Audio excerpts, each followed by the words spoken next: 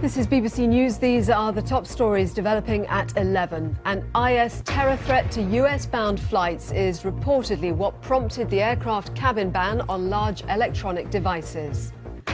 As the world's foreign ministers gather to tackle the threat posed by Islamic State, we report from the front line in Mosul.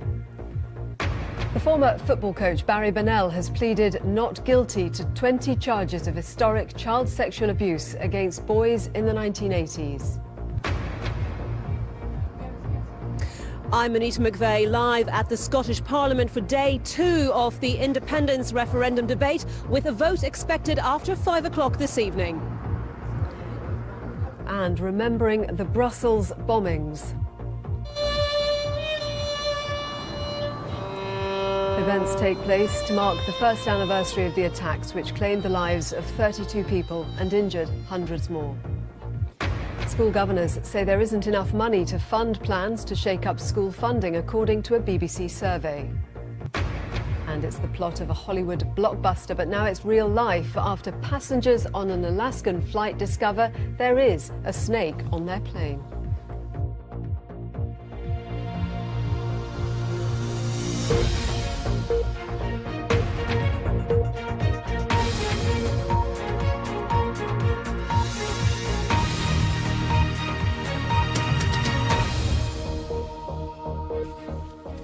Good morning. It's Wednesday, the 22nd of March. I'm Joanna Gosling. Welcome to BBC Newsroom Live. The Transport Secretary, Chris Grayling, says the government is working with the aviation industry to try to minimise the impact of new restrictions on cabin baggage. Both the US and Britain have announced new carry-on restrictions, banning laptops on certain passenger flights. American media is reporting the move was prompted by intelligence suggesting a terror threat to flights going into the United States.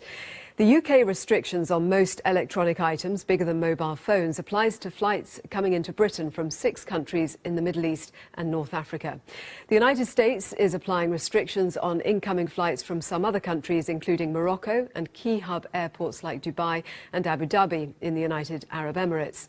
The government here has said that the new security measures were necessary and proportionate. Sarah Corker reports.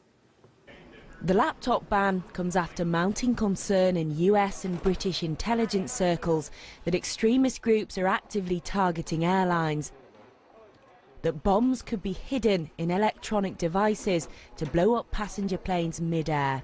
Laptops, cameras, tablets, even game consoles, anything bigger than a mobile phone will be banned from hand luggage on flights from some Middle Eastern airports heading to the US and UK.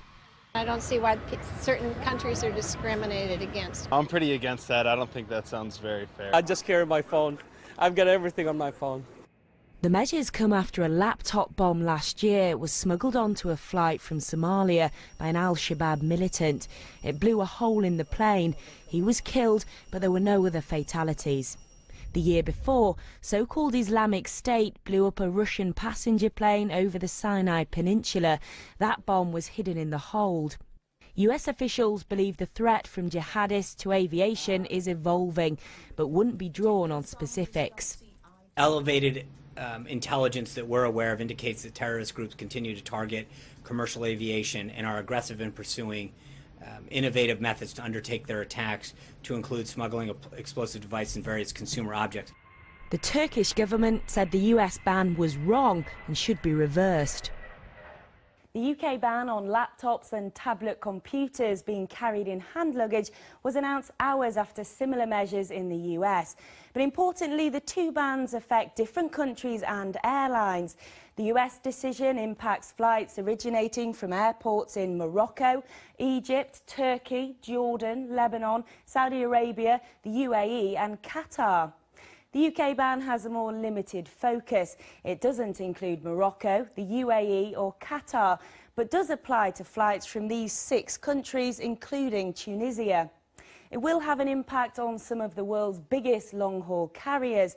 Among the airlines affected by the UK ban are British Airways and EasyJet. This is a very unusual action. I mean, it is very, very extreme, and it took the airline and travel industries by surprise. Travelers are going to be furious about this. This is an enormous inconvenience. Airlines have been given 96 hours to implement the ban, which has no end date. Millions of passengers will be affected.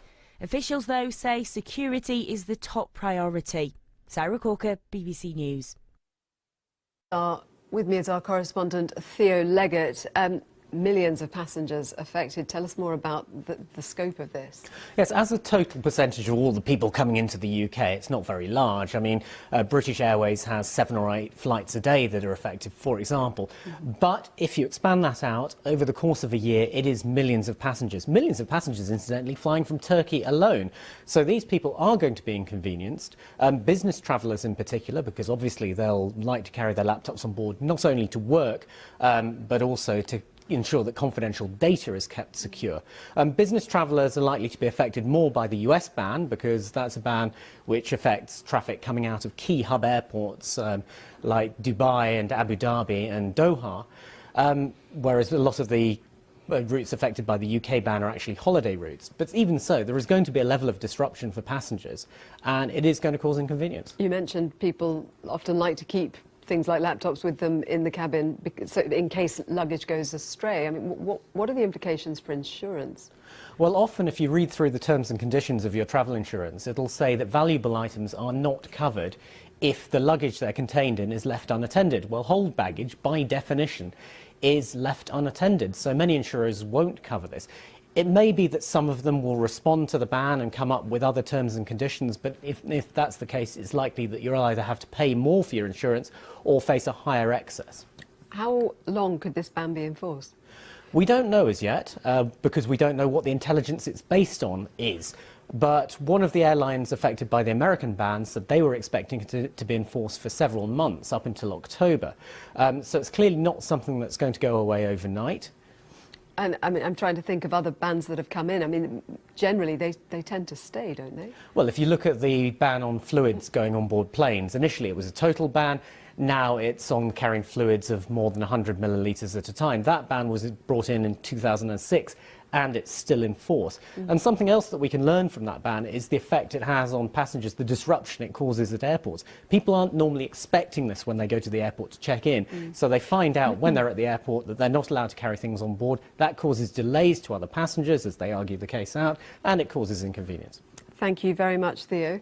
And if you have got any questions on the new restrictions, you can put them to the travel expert Simon Calder. He'll be with us at 11:30. Text questions to 61124. You can email at askthis@bbc.co.uk, and you can also tweet your questions using the hashtag #BBCAskThis. And there will also be an urgent question on the new restrictions put to the Transport Secretary in the Commons later. That'll be at around 12:30 after Prime Minister's questions. We'll have coverage.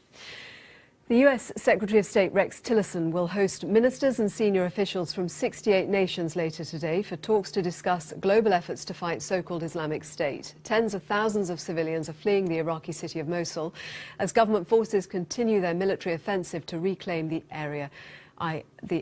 Fighting has stalled since it reached Old City at the heart of Mosul. Jihadists control the area, which you can see in red. They're walled up near the historic Al-Nuri Mosque and fighting hard. Our Middle East editor Jeremy Bowen reached the area yesterday and has sent this report. The fight for West Mosul goes on. Iraqi forces, assisted by American air power and by special forces as well, have been advancing into the city, and they are winning their battle against the jihadists of so-called Islamic State. They've stalled a bit since they've reached the area of the old city, but this battle's only going in one direction. They are going to win it. Mosul will be free of the jihadists of Islamic State sometime soon. Now, that is not the end of the fight against IS. They still hold large amounts of territory.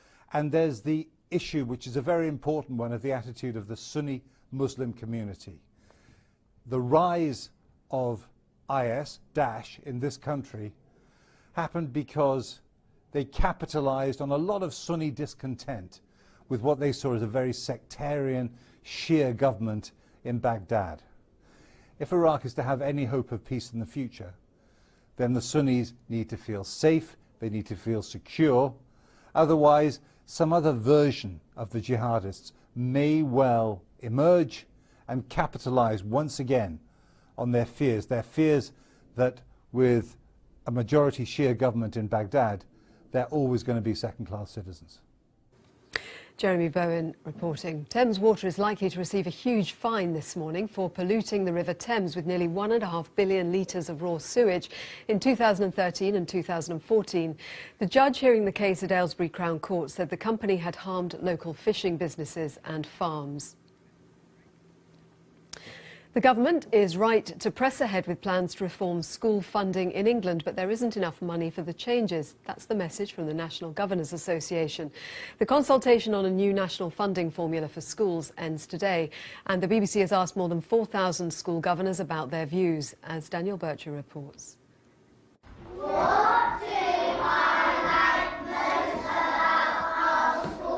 Drayton Park Primary School says it's already operating on very tight financial margins, but it predicts its budget in real terms by 2019 will be at least £176,000 smaller. A proposed new national funding formula in England will change the way money is distributed. Ministers argue it will narrow historical inequalities in funding between different areas, but schools across the country are facing rising costs. Cuts to funding mean cuts to our service. So what we will see is fewer members of staff, lower quality of service, and things that we currently do that we'll have to decide to stop doing. In a survey for the BBC, school governors who responded and had a view on the proposed new formula were broadly in favour of the principle, but many also expressed serious concerns about the financial pressures ahead. Some said they planned to cut back on staff, others that they were looking at ways of raising extra cash, including asking parents for voluntary contributions or hiring out facilities. Everybody pretty much agrees that the principle of the formula is right, the elements in the formula are right, but actually the problem is there isn't enough money in the formula. The government says funding is at record levels and that the proposed formula is a fairer way to help all schools. The Institute for Fiscal Studies says the proposed changes would correct clear inequities in funding levels between local authorities, but that such a radical reform would necessarily create winners and losers. Daniel Bircher, BBC News. South Korea says the latest missile test launched by North Korea has ended in failure. It's unclear how many were fired or what exactly was being tested, but the US says the missile appeared to have exploded within seconds.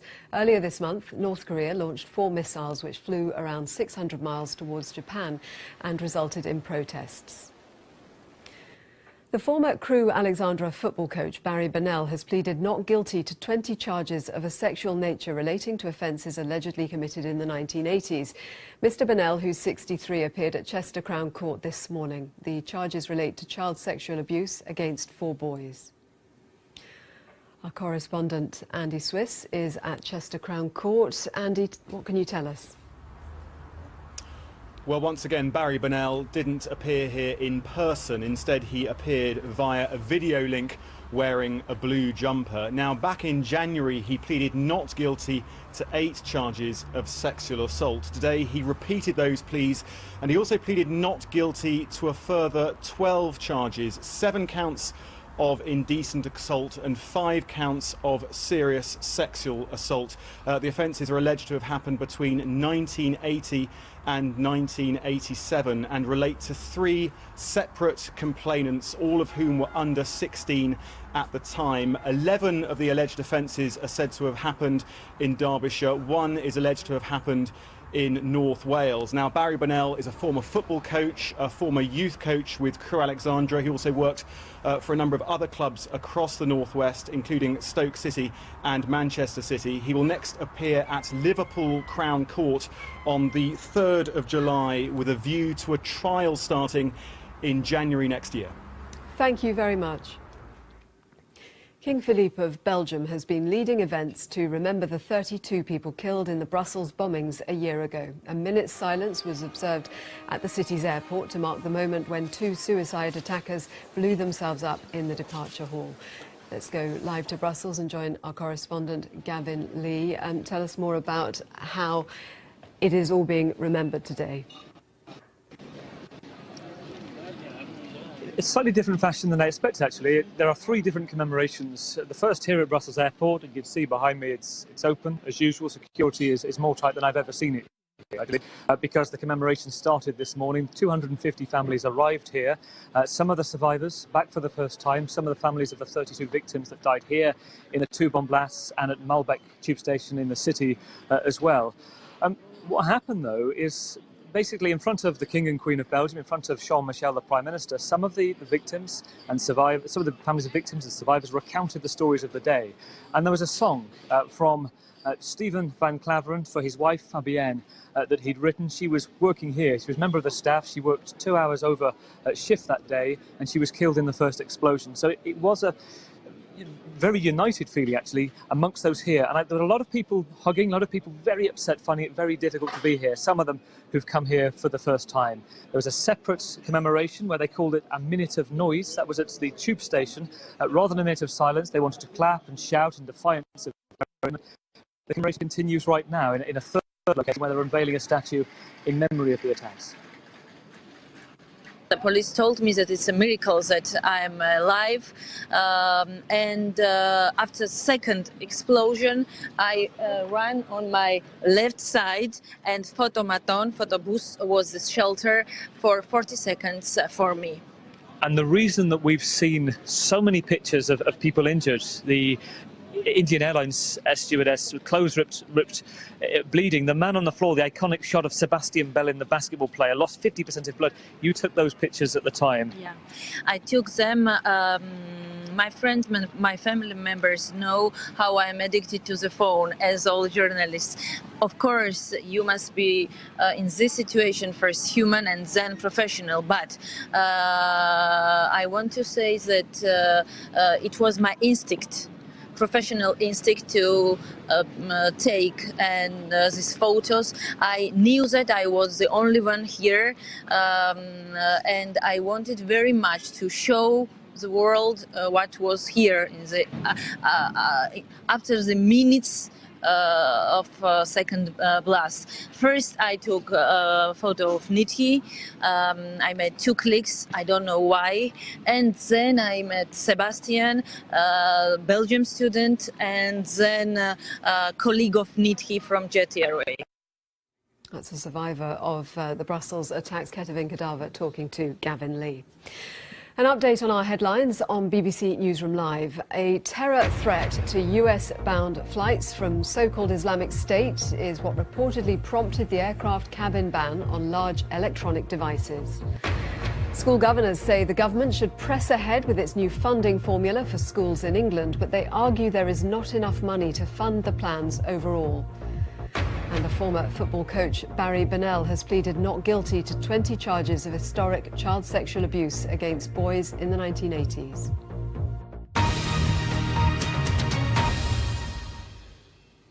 Let's catch up with the sport.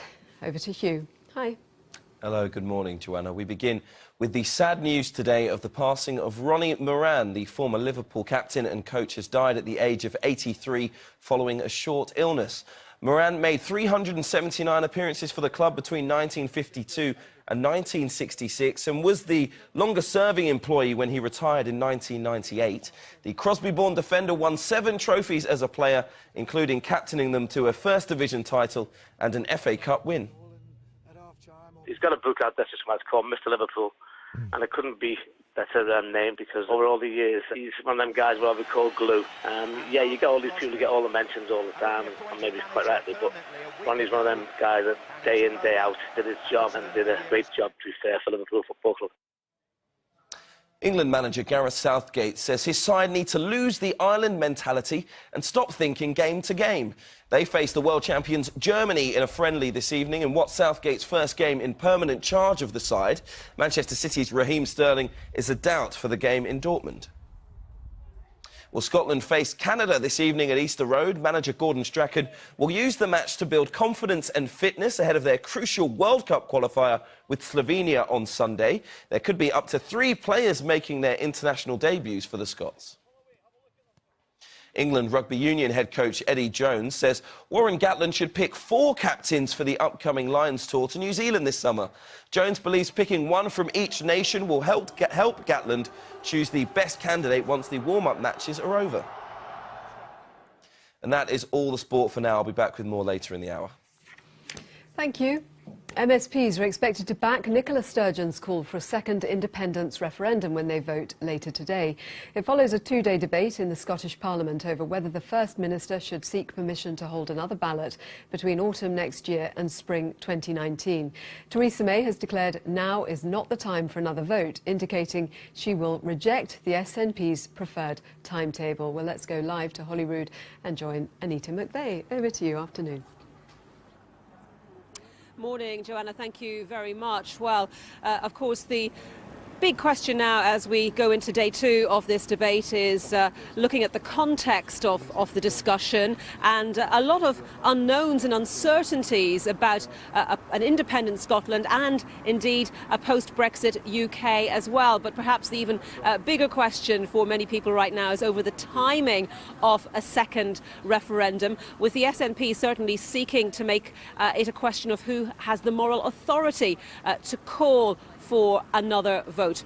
Well, with me now to discuss many of the issues around the possibility of another independence referendum are Mark Diffley from Ipsos Mori, the polling organisation, and also Professor Ailsa Henderson, Head of Politics and International Relations at Edinburgh University. And thank you both very much indeed for joining me.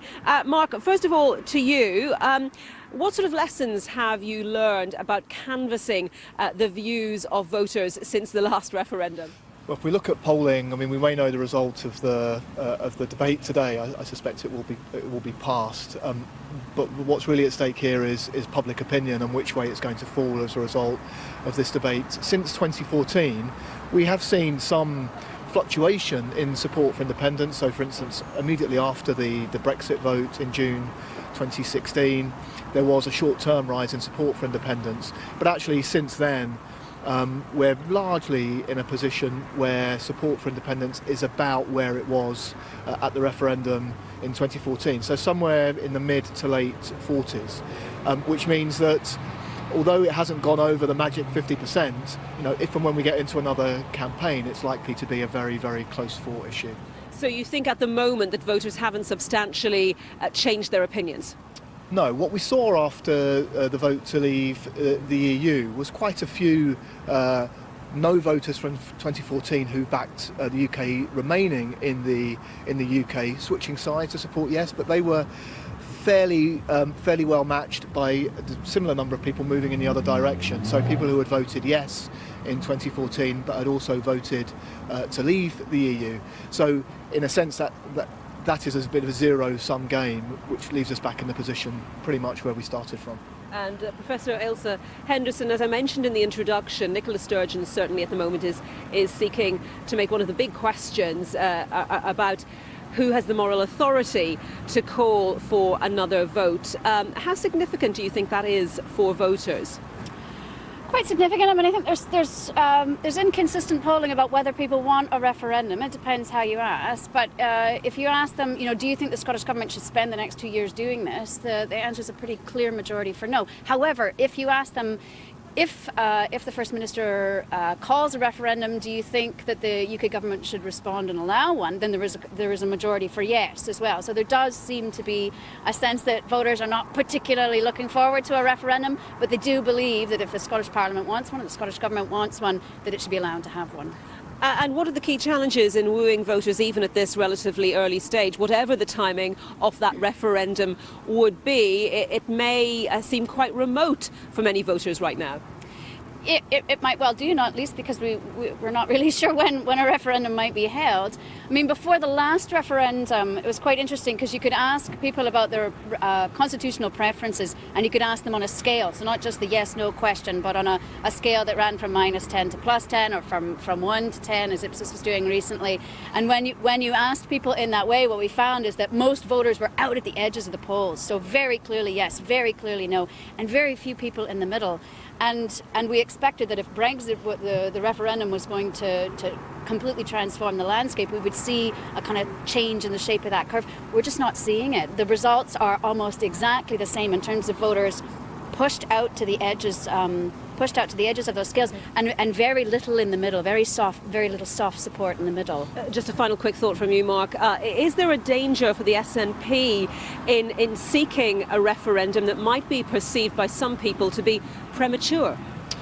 There is, because as Elsa's saying, there is no clear appetite for it at the moment.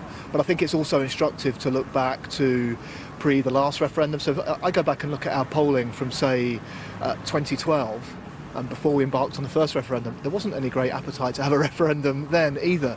The campaign, I think, will change quite a lot, and when you ask people, even at this stage, whether you would vote in a referendum or not, the vast majority would. It suggests to me that although at the moment the battle appears to be over the kind of mandate to hold another referendum and the public appetite to have it, once we actually get in, as and when we get into a campaign, actually that will probably quickly be forgotten, and we will concentrate on the issues.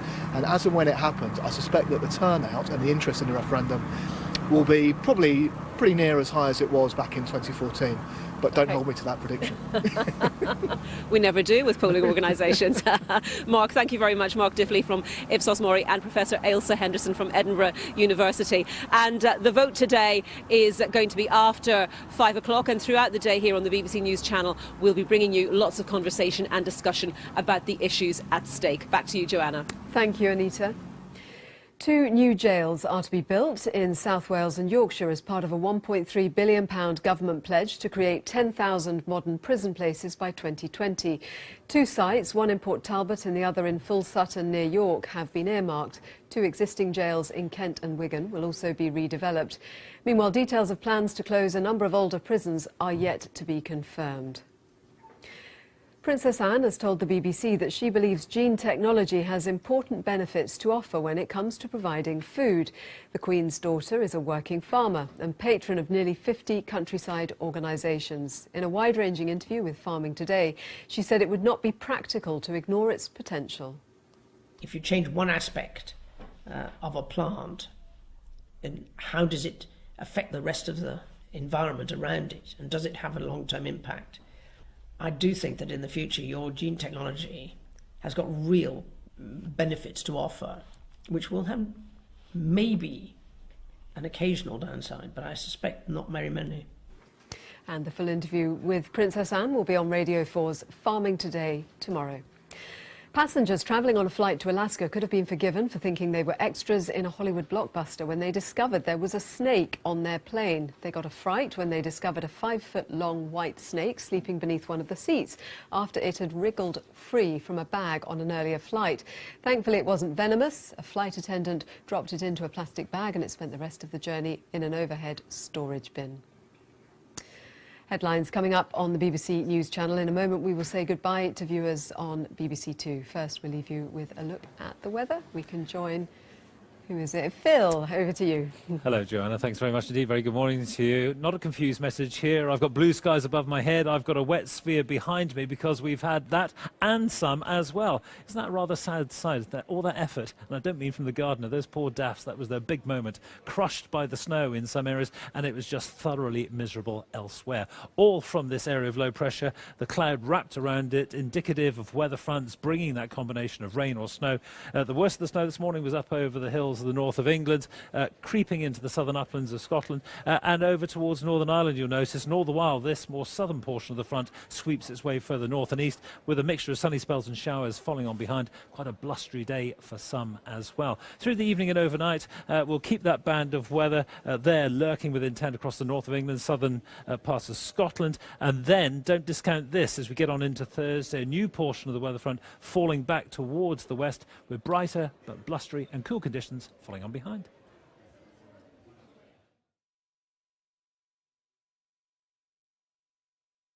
The Brexit negotiations are about to begin, and the pressure's on the government.